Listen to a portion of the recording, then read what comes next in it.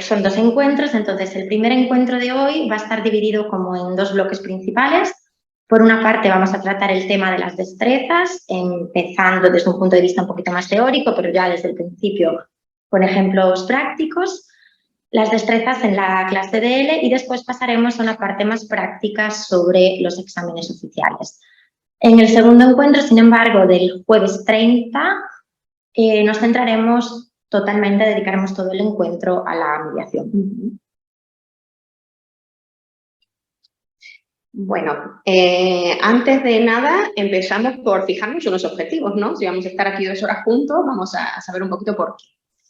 Los objetivos que Cristina y yo pensábamos que podíamos alcanzar hoy son abordar el trabajo con destrezas desde distintas perspectivas, vamos a hacer un trabajo bastante completo, ofrecer una propuesta didáctica útil e integradora. Esto de ser integradora va a ser hoy una palabra clave para nosotros. Queremos también conocer y comparar los exámenes de certificación del dominio de español, en concreto vamos a hablar de DL y de SIL, para que podáis vosotros y vosotras aconsejar al alumnado y decidir la mejor forma de prepararles y de presentarles si lo vais a hacer.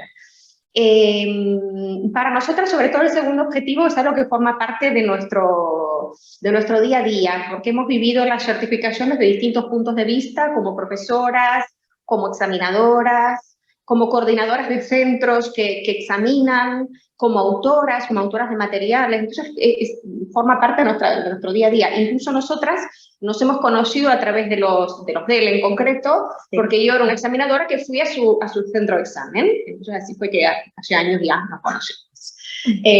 Bueno, la idea es un poquito hablar del panorama actual en el ámbito de las certificaciones, de desmontar algunos falsos mitos sobre las certificaciones y contarnos cómo están las cosas al día de hoy.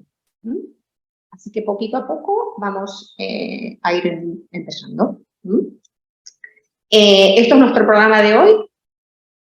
Sí, vamos a desglosar un poquito más esos 2 bloques, ¿no?, de los que hablábamos antes, para que tengáis un poco una idea más completa de lo que vamos a ver antes de entrar en detalle punto por punto. Entonces, en la primera parte de destrezas, digamos que los 2 primeros puntos son los puntos un poquito más teóricos, partiendo de las destrezas lingüísticas, las 4 tradicionales, y llegando hasta la integración de destrezas, pero ya, como decía antes, en esta parte vamos a empezar a ver pues, algún ejemplo, alguna aplicación práctica de todo ello. Y después, llegado un punto, pues abriremos la puerta del aula y veremos cómo podemos aplicar todo esto que hemos visto, cómo nosotras proponemos que se pueda hacer durante una clase. Y trataremos el tema de los exámenes. Vemos que empieza a aparecer ya en el primer bloque. Es verdad que el segundo bloque está completamente dedicado a los exámenes oficiales, pero ya es desde un punto de vista, digamos, más práctico. En la primera parte vamos a tratar un poco de ver de qué manera podemos aprovechar estas actividades durante nuestras clases. O sea, que nos cogemos las certificaciones y las metemos en el aula junto con las destrezas que hemos visto. Al final del primer bloque, dado que cambia bastante la temática de uno a otro, entonces nos parecía más oportuno establecer dos momentos en los que podamos interactuar y nos podáis hacer alguna pregunta si lo necesitáis. Entonces, después del primer bloque habrá una ronda de preguntas y después ya cambiaremos de tema y pasaremos a los exámenes oficiales. Como decía Laura, hablaremos del DL y del SIL y después trataremos de compararlos para ver, pues como profesores, qué ventajas o qué inconvenientes puede tener uno de cara a la preparación de un determinado candidato o de una clase completa. Y al final del segundo bloque habrá otro momento para las preguntas específicas sobre el DL. Vale, pues yo creo que después de esta breve introducción podemos empezar. Comenzamos con la primera parte, ¿vale?, la dedicada a las destrezas. Sí, bueno, vamos a hablar de las destrezas lingüísticas. Y nuestra primera imagen es un poquito esta imagen tradicional que bueno, conocemos todos de alguna forma en el campo de la didáctica. Tenemos esta clasificación cuatripartita, donde tenemos por una parte las que se llaman receptivas o interpretativas, que son la comprensión auditiva y la comprensión de lectura, y por otra parte las productivas o expresivas, que son la expresión oral y la expresión escrita. En realidad, esta clasificación de alguna forma superó otros enfoques u otros métodos como de los años 70, como los métodos el audiolingüe, el método de la lectura, que ponían como el enfoque en una única destreza, ¿no? Para mostrarle un panorama más amplio y para dar igual peso a todas las destrezas implicadas en el uso de la lengua. En concreto, yo prefiero todas las formas de nombrar las receptivas, interpretativas, productivas o expresivas, lo iremos haciendo durante toda la tarde y cambiando de uno a otro. Yo en concreto prefiero más el término interpretativa, sobre todo para la parte de comprensión, porque no es solo un receptor el que lee o el que entiende lo que se dice o lo que oye, sino que también interpreta ese mensaje y lo hace suyo. Por eso yo prefiero normalmente llamarlas interpretativas en general. Me parece que tienen una actitud un poco menos pasiva. Bien, vamos adelante. Y vamos a empezar por la primera de ellas, que es la comprensión auditiva. Comprensión auditiva es la capacidad que yo tengo de interpretar el discurso oral, lo que yo escucho. En cuanto a esta destreza, existe un poquito la creencia de que es algo muy fácil, ¿no? Que lo que oigo lo entiendo rápidamente, sobre todo entre español e italiano, ¿no? Hay un poquito más. Y sin embargo, si hablamos con los alumnos, vamos a ver que no es así, que no es tan fácil. De hecho, aquí, por ejemplo, tenemos una cita de López García que nos dice: el hablante se siente inseguro de lo que escucha, porque el hablante está en L2, no está en L1. Hace un esfuerzo mental extraordinario, no hace nada, y en definitiva termina cansado. De hecho, lo primero que dicen los estudiantes cuando acaban un audio y la segunda audición es ahí: basta, por favor, estoy muy cansado, déjenme, profesora. Sobre todo, y cuando acaban las pruebas orales, sobre todo de niveles altos del DELE o del CIEL, acaban realmente agotados. Pero eso no es una destreza tan fácil como creemos. Otra cosa que quería comentaros con respecto a la comprensión auditiva es que en realidad, bueno, aquí tenemos también este apunte en el que nos dice que el hablante suele tener una mayor capacidad de comprender que de expresarse en L1. Y esto es así, ¿no? Por ejemplo, si yo me leo poemas de García Lorca, pues los entiendo perfectamente. No tengo absolutamente su capacidad expresiva, lamentablemente. Entonces, todos los hablantes en L1 entendemos más y mejor de lo que nos expresamos normalmente. En L2 esa brecha es menor. Yo normalmente lo que voy entendiendo está bastante relacionado con lo que logro también producir.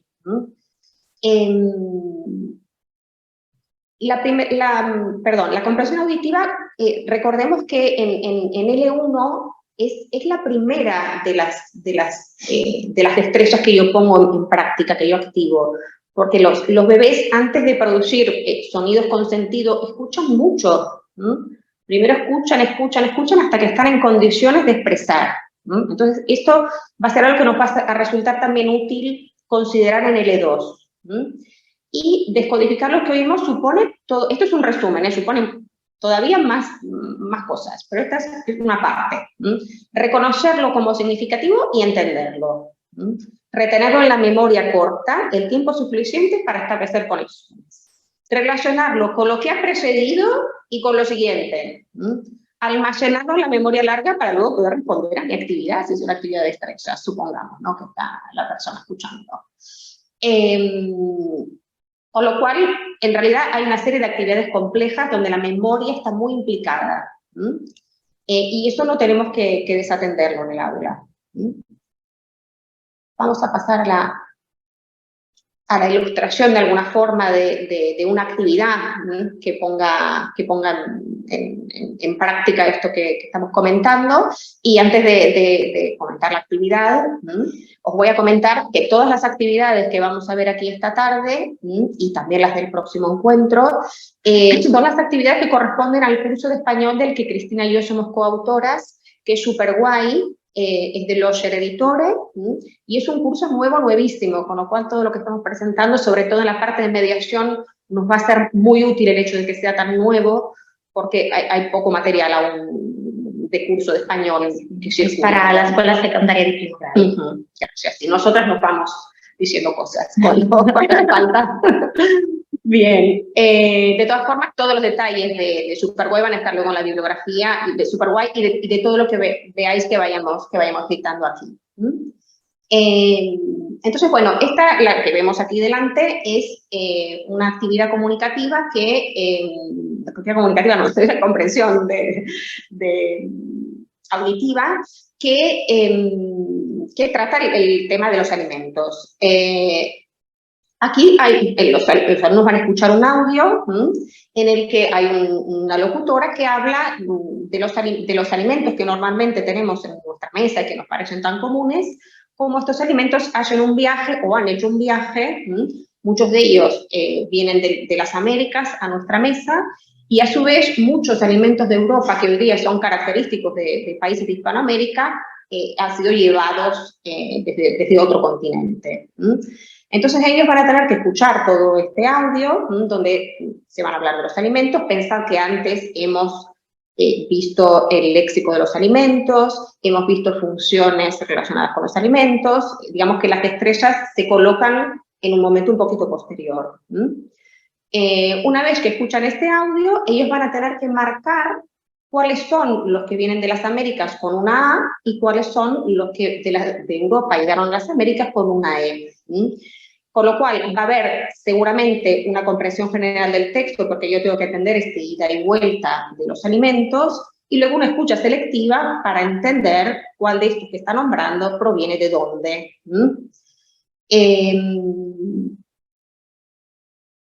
Bien. Ahora hablamos de la comprensión de lectura. La comprensión de lectura es la capacidad de interpretar el discurso escrito, es la capacidad de que yo comprenda lo que leo. Entonces, esta destreza es también muy amplia, incluye todo el proceso de lectura, ¿no? Desde la descodificación simplemente lingüística hasta el contexto en el que este texto fue creado, la comparación entre este texto y mis propios valores. No hablamos de una lectura pasiva, sino de una lectura como proceso.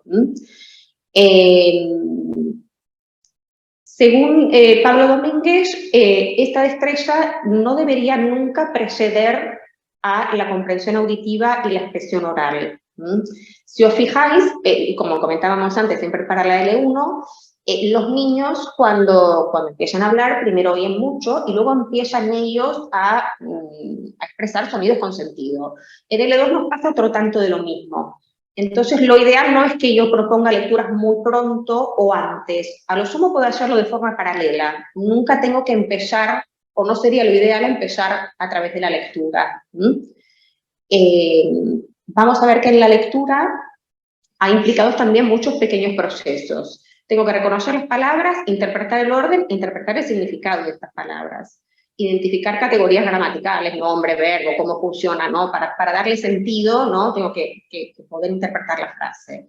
Reconocer que un determinado significado puede expresarse utilizando diferentes construcciones gramaticales. Esto es muy común, por ejemplo, en los ejercicios de comprensión de lectura, donde en el texto se le pone de una forma y en la pregunta de otra, justamente para que identifique que lo mismo puede ser dicho de diferentes maneras. Identificar mecanismos de cohesión, cómo está unido el texto me ayuda a comprender su significado, con lo cual el lector pone en marcha también muchos procesos a través de la comprensión de lectura. Aquí tenemos una tarea clásica de comprensión de lectura. Esta tarea, estamos hablando mucho de comida, Cristina, porque hemos extraído mucho de la unidad de comida. Espero que estéis con la barriga llena, porque si no va a ser complicado. La comida es ahora, luego yo creo que ya no surge tanto. Vale, en aquel momento. Bien. Entonces, esta tarea pertenece a la misma unidad que la anterior. Esta tarea está también dentro de una secuencia de ejercicios en la que el texto luego será un modelo de un texto que ellos van a tener que producir. Pero aquí tenemos la parte solo de comprensión de lectura. Tenemos un texto de Shakira, donde Shakira habla de su plato favorito, que es la paella, o que por lo menos era la paella. Ahora, después de lo de Piqué, ya no sabemos si seguirá siendo, o se le indigesta la paella de Shakira, no lo sabemos. Entonces ella habla de la paella, cuenta determinadas cosas. Es muy experta porque ella tenía un restaurante con piqués de paella. Por eso habla con, por eso habla con propiedad de la paella. Entonces comenta cosas bastante, ¿no?, sobre el arroz y demás. Y luego se hace un clásico verdadero o falso. Vamos adelante. Como veis, cada una de las, os voy comentando digamos, la concepción tradicional cuatripartita de las destrezas, las vamos viendo y vamos viendo un ejemplo práctico de ellas. Ahora llegamos a la expresión oral. Se refiere a la capacidad de producir un discurso hablado. Abarca aspectos fonéticos, fonológicos, lexicales, gramaticales, y su característica es que es muy inmediata, es espontánea. Yo tengo que hacer todas las microdestrezas a esta velocidad. Puede ser que yo me prepare, imaginemos si voy a hablar en público, pues bueno, como hoy nos hemos preparado, ¿no? Tenemos, ¿no?, unas diapositivas que condensan y demás, pero normalmente tú no estás preparado, tú entras en una conversación o te expresas de forma bastante natural, con lo cual las operaciones son muy rápidas. Para muchos es la destreza más difícil de todas, para los estudiantes hablo.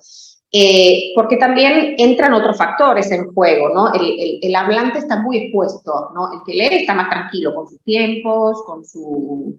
El que habla, ¿no?, se puede exponer de una forma al ridículo también, depende de lo que diga.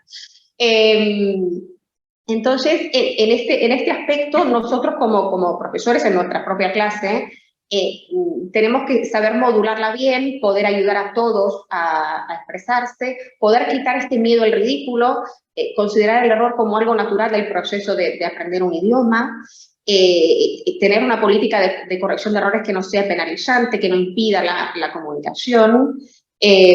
Bueno, el tema de la política de corrección de errores nos daría para otro completo webinario, con lo cual lo dejamos por el momento aquí y pasamos a ver las microdestrezas. Entonces, cuando hablamos, ¿qué es lo que pasa? Diferenciamos fonemas, usamos patrones de acento, de ritmo, de entonación, empleamos un número adecuado de palabras, adaptamos el registro, no es lo mismo hablar a un compañero que hablar a un profesor, usamos categorías y relaciones gramaticales, ordenamos las palabras, incluimos la gestualidad, este es un aspecto fundamental de la comunicación oral. Y hay muchísimos aspectos no verbales que nos ayudan a vehicular el mensaje, y esto lo facilita seguramente. Aquí tenemos un ejemplo de, siempre con comida, para que no... de una actividad de expresión oral. Ellos tienen una serie de alimentos que ya lo han visto en la parte de comunicación y vocabulario. Son platos que a ellos les suelen encantar, ¿no? Perritos calientes, helado, patatas fritas, sanísimos, como veis. Entonces, ellos tienen ya los elementos para hacer esta pequeña presentación en la que tienen que decir cuáles son los platos que prefieren, qué sabor tienen estos platos y con qué frecuencia los comen. Y habrá también una pequeña, como veis, es solo expresión oral, es un monólogo. Yo preparo esta pequeña exposición y la expongo en clase. La clase tendrá que considerar en conjunto si el consumo total es exagerado o es moderado o adecuado. Y lo van a hacer con el pulgar. Esta forma es justamente para que haya de alguna forma una retroalimentación con la clase, que no sea solo uno, que se lo escuche para algo, porque yo luego le voy a de alguna forma darle una nota a esta persona, pero sin pasar a una fase interactiva, porque lo único que hace la clase es indicar si es moderado o exagerado. Después de como veis, está etiquetada como competencia personal y social, porque lo ideal es después de una actividad de este tipo que el profesor pueda hacer una pequeña charla con la clase sobre el equilibrio en la alimentación, sobre los patrones de alimentación de la clase, que ha visto que todos los consumos son exagerados y demás. Y pasamos a la expresión escrita. La expresión escrita es, de alguna forma, la más sofisticada de las destrezas. Y es la destreza que ha cambiado la historia. Nosotros no somos cavernícolas y somos hombres y mujeres porque escribimos. Entonces, es una destreza que lo ha cambiado todo. nos permite claramente dejar constancia de lo que ha pasado, ¿no? Escribimos nuestra historia. Y no suele, si os fijáis, los libros de texto no suelen darle una mayor importancia a la expresión escrita, porque no es una destreza fácil de abordar en clase. No siempre tienes tiempo de dedicárselo, muchas veces lo dejas para casa, el producto que viene de casa no ha sido un producto guiado, entonces tiene su complejidad en el aula la expresión escrita. Es la destreza que requiere mayor precisión, porque yo tengo que respetar unas reglas y porque yo no tengo una comunicación no verbal que me va a permitir expresarme. Lo que el lector recibe es lo que yo he escrito. Si yo escribo mal, el mensaje no pasa correctamente. Y lo que hacemos mientras escribimos, las microdestrezas es un poquito todo esto. Reproducimos grafemas, adoptamos las convenciones ortográficas, que las tengo que conocer, utilizamos un vocabulario eficaz y el orden de las palabras adecuado. Expresamos una determinada idea utilizando distintas construcciones gramaticales, mecanismos cohesivos, conectamos primero, después, más adelante, al final. Desarrollamos una serie de estrategias de escritura, tales como asegurarse de que el lector interprete el texto, usar recursos de preescritura. En concreto, yo creo que lo de recursos de preescritura en Italia lo veo bastante desarrollado. Ellos están bastante acostumbrados al antes de la producción escrita. Saben usar borradores y demás. Donde siempre yo, en lo personal, machaco mucho, es en el después de la escritura, que es lo que los alumnos, cuando producen un texto, tienen alergia. Ya no quieren bolígrafo. Sí, no quiero verlo. Y al final, supongo que ahora un examen es casi tan importante el haber sido capaz de revisarlo que de producirlo. Muchas veces también es falta de tiempo. Sí. O por lo menos eso es lo que se justifica, pero de tiempo y de ganas. Vale. Aquí tenemos una mini tarea de expresión escrita, además de las primeras fases. Esto es de la unidad 1. Es de la unidad 2. Volumen 1, unidad 2. Sí, sí, es verdad. Sí, la familia, las mascotas, aspecto físico, carácter, a mi gente y yo. Entonces, sí, gente y yo. Entonces, claro, esta también forma parte de una secuencia un poquito más larga en la que hay primero un texto sobre la familia, después hay una expresión oral sobre la familia, en base a ese texto yo describo mi familia, y al final está esta breve parte de escritura que además, como veis, está muy, muy guiada, ¿no? Aquí dice, escribe un texto en tu cuaderno con las características que tienes en común con algún miembro de tu familia, aspecto físico y carácter. Siguiendo el tema. Siempre me dicen que estoy como mí, porque físicamente. Entonces, aquí están empezando, está claro que esta destreza tienen que empezar a trabajarla y que es de las últimas que activo, pero tiene que ser de una forma muy, muy guiada, porque no hay elementos para construir.